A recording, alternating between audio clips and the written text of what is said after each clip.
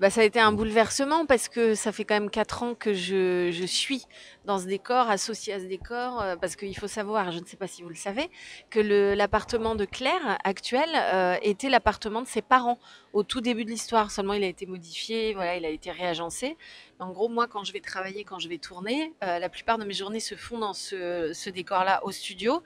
Et donc, bah, on a quand même des habitudes. C'est assez sympa d'avoir son appartement, son décor. Et là, c'est un gros bouleversement de partir dans une maison. On ne tourne pas dans les studios de Vendargue. Voilà, c'est autre chose. Mais la maison est magnifique et puis c'est un nouveau départ un peu pour toute la famille. Donc, ça peut être que du mieux.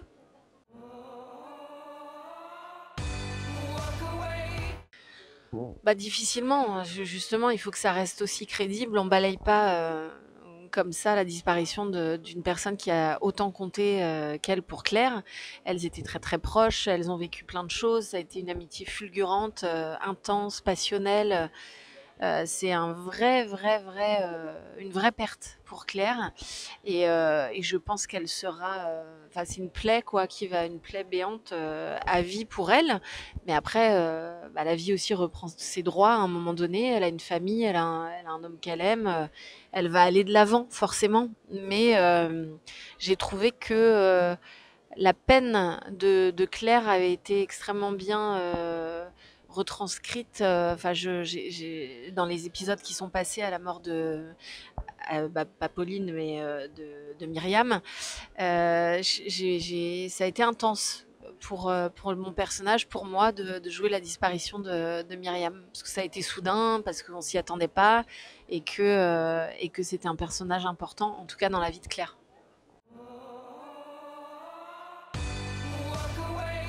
Bah non, mais son histoire avec Hélène la poursuit quand même beaucoup. Elle est persuadée, contre l'avis de tout le monde, même de ses proches, que ça n'était pas une bonne fois pour toutes, je le dis, les médicaments.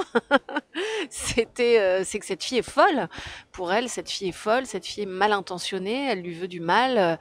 Euh, bon, alors il y a peut-être une petite parano qui s'est développée, mais elle a quand même des éléments aussi qui font que ça non plus, on, on passe pas à autre chose aussi vite. Cette fille-là, l'a sciemment droguée, elle a failli se faire violer, enfin, elle a failli quitter son mec, se séparer de son mec.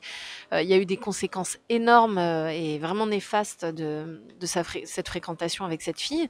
Donc non, la pilule ne passe pas du tout et forcément tout ce qui lui arrive de galère, de mal et qui est inexpliqué pour Claire vient de cette femme vraiment malsaine, quoi. Alors la cerise sur le gâteau, c'est quand même qu'elle couche avec son père. Alors ça passe pas du tout, mais du tout. Et puis quand il commence à y avoir, après leur déménagement, une boîte aux lettres pétée, je crois que c'est un oiseau mort retrouvé sur son pare-brise. Pour elle, c'est évident. C'est elle, c'est Hélène, évidemment. Enfin, je veux dire, elle va pas s'arrêter en si bon chemin. Et voilà, donc on est entre eux. Certains diront que Claire est parano, puis d'autres diront que son sentiment de persécution est justifié.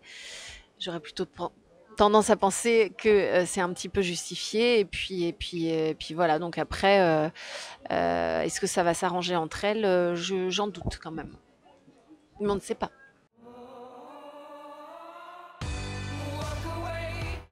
Ah oui, oui, ah bah là, elle pouvait pas faire pire. Je veux dire, il lui reste que son père. C'est en dehors de Florent et de sa famille recomposée.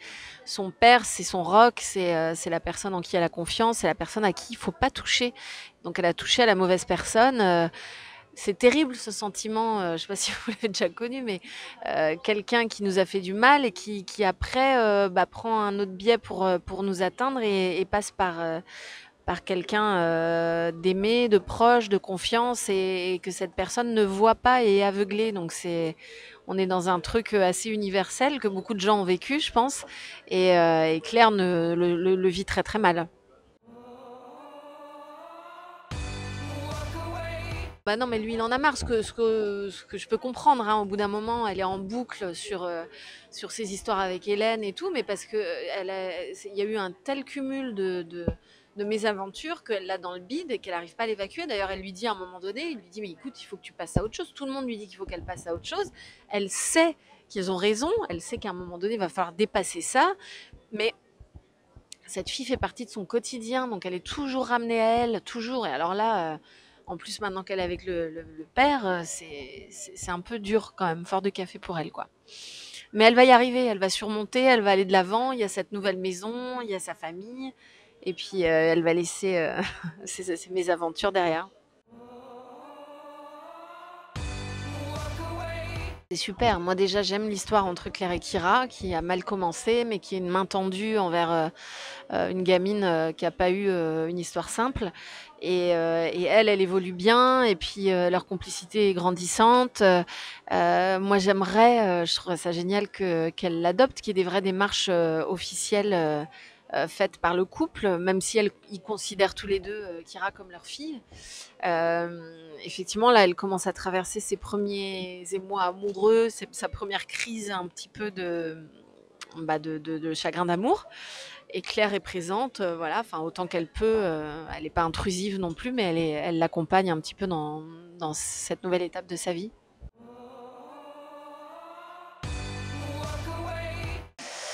Alors, je ne m'en mêle pas, donc je ne sais pas trop où ils vont aller, mais ça paraît mal engagé pour Kira, non? Hein, quand même, j'ai l'impression qu'elle s'est pris un petit vent dernièrement. Mais de toute façon, il ne la mérite pas. Donc voilà, elle est formidable, elle est belle. Il devrait le voir, il ne le voit pas, bah tant pis pour lui. Donc peut-être qu'elle en trouvera un autre. Alors, j'ai adoré le début parce que ça aussi, c'est le début de l'aventure dans toute sa globalité. Nous, on se lançait, on se connaissait pas, enfin, c'était très fort. Et puis, donc j'étais avec Gary, j'étais avec cette famille du début que j'aimais énormément. Et j'ai retrouvé aussi une famille que j'aime beaucoup avec Fabrice, avec Kira, avec Taylo.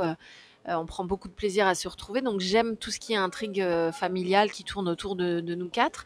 Et dernièrement, non, j'ai beaucoup aimé cette saison et effectivement le désarroi de Claire face à cette amitié néfaste, le thème très très actuel de l'abus de confiance en fait. Voilà, elle a fait confiance à cette femme, elle a été trahie, il y a eu cette drogue mise dans son verre, ça permet aussi d'aborder un thème hyper d'actualité.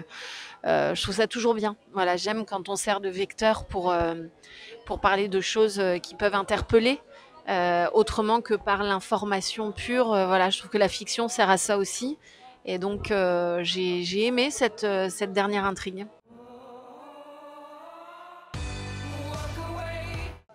Alors oui, bah encore faut-il avoir le temps, parce que c'est vrai que quand on est sur une série quotidienne, c'est un petit peu la problématique d'organisation qui interfèrent parfois dans d'autres projets.